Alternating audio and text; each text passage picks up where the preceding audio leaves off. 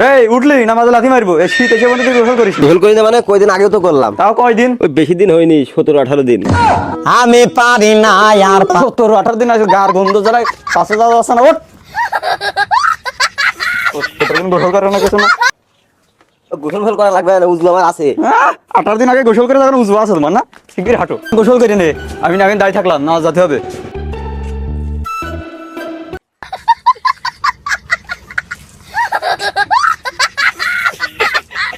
আমি পারি না আর পারি না, আমি কেন মরি না।